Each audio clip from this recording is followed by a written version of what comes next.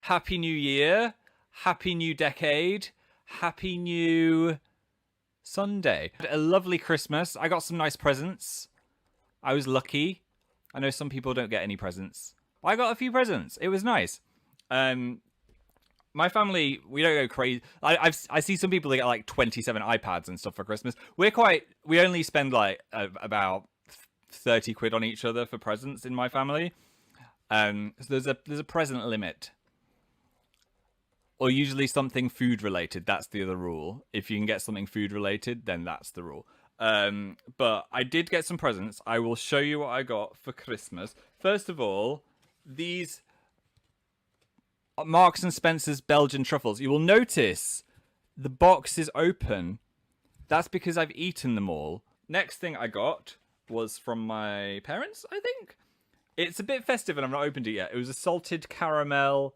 And they had a good time at Marks and Spencer's, basically. A salted caramel reed diffuser.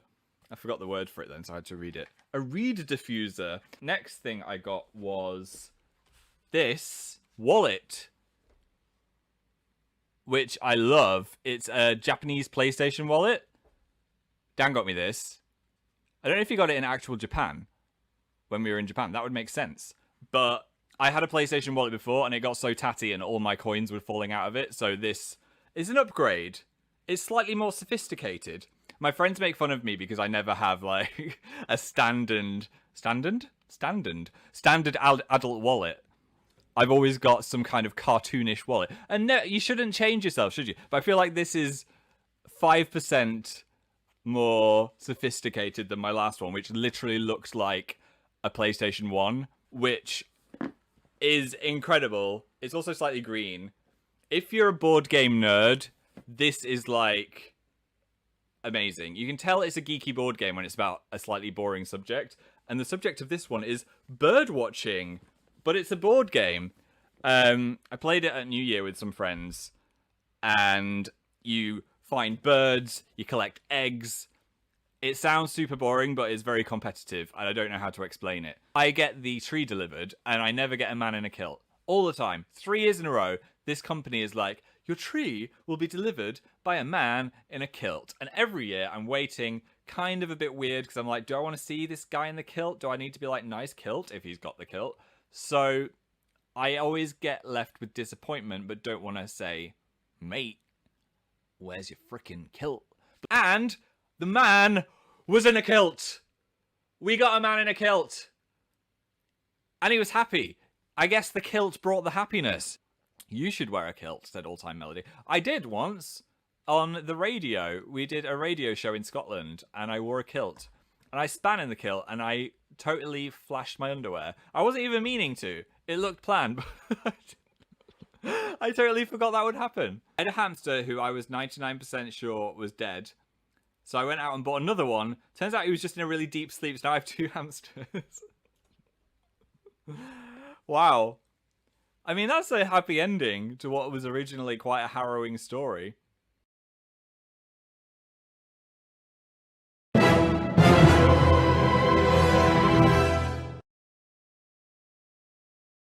There was one that was a bit different, which was never have I. Why is that so hard to say? Never have I ever, which I did. I admitted to some stuff, and a lot of the comments were that I should do more. Let's see how dirty we. Oh, wow, that is beyond demonetization. To discreetly pick a wedgie in public. We're being honest. I get wedgies quite a lot. I don't know if it's more than the average human. I don't think anyone's done a study on this, but it must be either my pants or the boxes I buy. But for some reason, they want to go up that crack. So I'll go to a place where it's less public to fondle. Why am I saying fondle? You know, remove the wedgie. Eaten bugs. Yeah, and a lot of you probably witnessed it. 3, 2, 1, go. Peed in a bottle. I mean, I think there's been occasional road trips when I was a kid. And you know when you're a kid, it goes from 0 to 100. Why are all these about pee? It goes from 0 to 100. And you're like, I need to pee. I'm peeing. It's happening. So those times my parents have been like, oh, and thrown a Fanta bottle at me or something. In my adult life, I mean, I've peed in the woods, but not in a bottle. Kissed someone married. That's a dodgy one to admit to if you're playing this in a group. I need to pee really bad. I don't like going to pee in bars. It's awkward. I hate it. They're always full, people talk to you. Anyway, it got to the klaxon, severe overflow is about to happen, and the toilet was up some stairs. And I was about to mosey on up there when a drunk, I'd say 40 to 50-year-old woman with a bridal veil blocked my path with her arm and went, "All right, mate, I'm getting married, but my husband has given me 5 minutes to kiss as many lads as I can, and you're gonna be first." So, lots of thoughts going through my head. I'm gay. She's twice my age. I need to pee. I thought the fastest way to resolve the situation is just to give her a little kiss. So I just gave her a peck on the lips. It wasn't a full tongue session. I took something expensive because I was angry. I'm not much of an angry person, believe it or not. I can bottle things up and I can hold a grudge, but genuine, like, incredible Hulk. There was one time at university I got very angry, probably one of the most angry I'd got. And me and my housemates had kind of a prank war where we'd be pranking each other, but one always took it too far. He printed about 100 copies of this horrendous photo of me. And I don't even know why he had that photo. Anyway, underneath, you're gonna laugh, but it was not funny at the time. He wrote something like, "Feeling sexy, hit me up for some pancake lovin'." Which doesn't even mean anything. And then here's the kicker. I wouldn't have got so mad, but he put my actual phone number on it and posted these all over campus. And I was getting phone calls from these random creepy voices. Obviously just people that had seen it and wanted to prank the number. Because my number was on there, I could just not see the funny side. So I don't think I started smashing things, but I went into a very serious, like, you never see me serious. I was just like, go and take them all down now.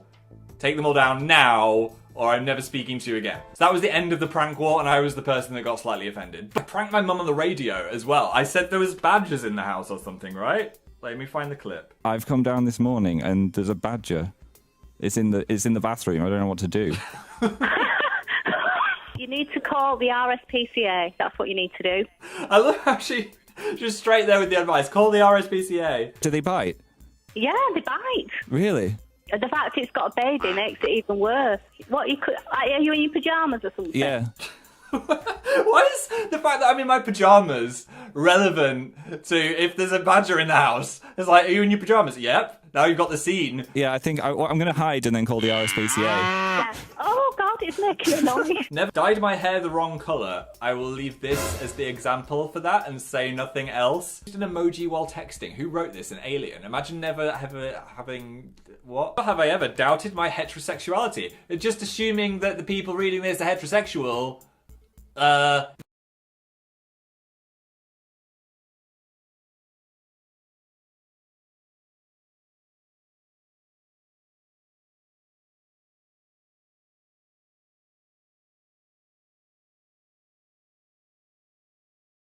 Hey guys, so it's my birthday.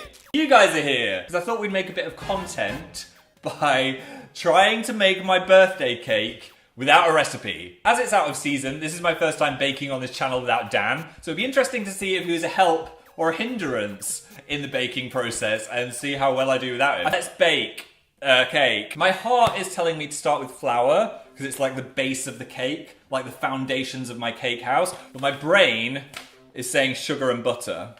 Can't decide if it should be 200 or 300. Preheat the oven to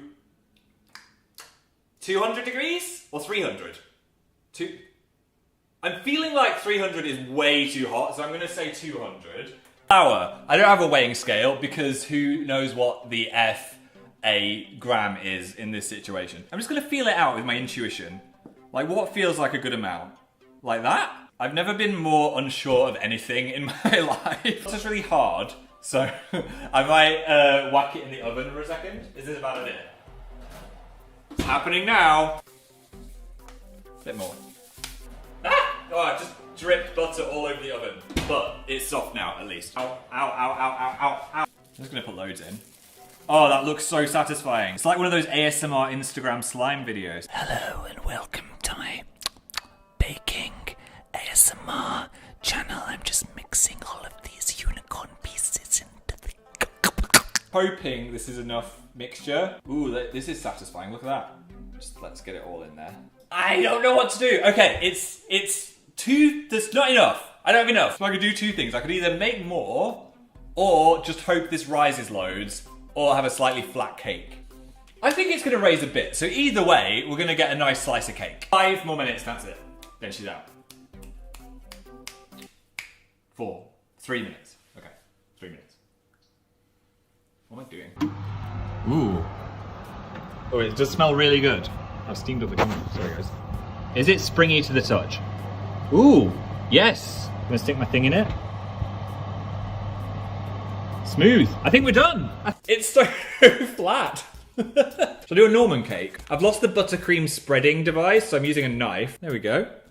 Good start. I don't want to blow my own cake trumpet, but this is looking pretty great. Look at that one. That is so perfect. That belongs in Bake Off. I'm not being funny, but I think that is an actual masterpiece. Imagine if I've gone to all this effort and then it's fully disgusting. It seems to be slicing well. Okay. No.